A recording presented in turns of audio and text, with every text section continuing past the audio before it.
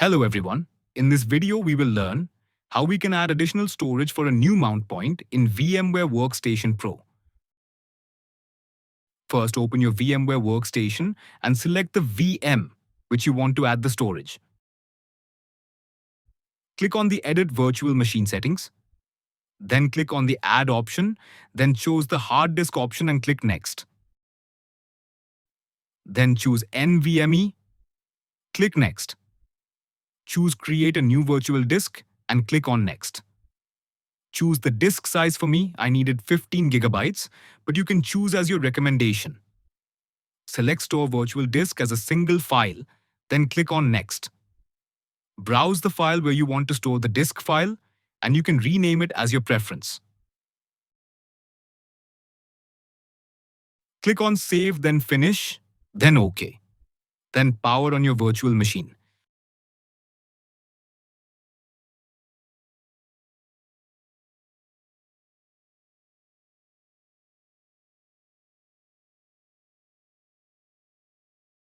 After power on, connect to the terminal or any of the SSH client.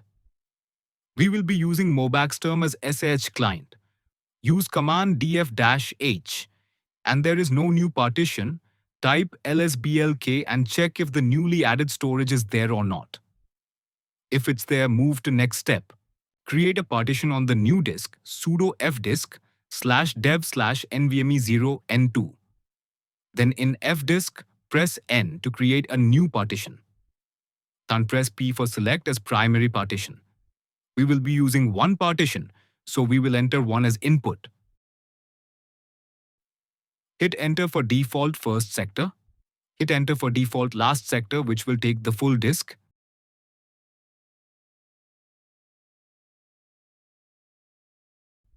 Enter W for write changes. Format the partition with the file system.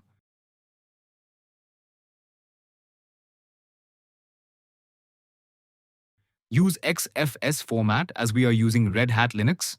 Sudo mkfs.xfs/dev/nvme0n2p1, then create a mount point sudo mkdir-p/data.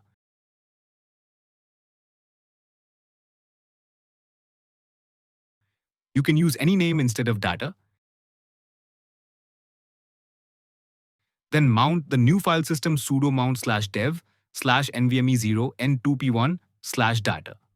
Verify using df-h. You should see /dev/nvme0n2p1 mounted on /data. For making the mount permanent. Get the UUID of the partition. Sudo belkit /dev/nvme0n2p1.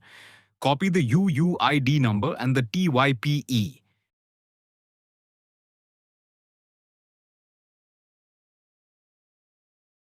Edit the fstab. Sudo v/etc/fstab. Add this line at the end, then verify fstab.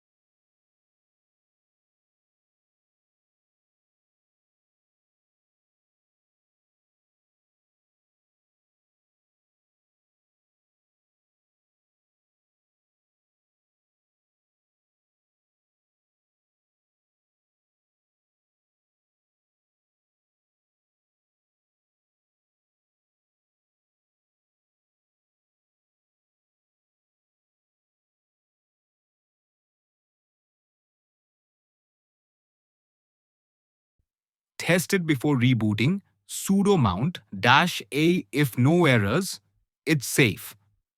Now your new storage is mounted and persistent. Now reboot the VM and wait for it while it's turning on.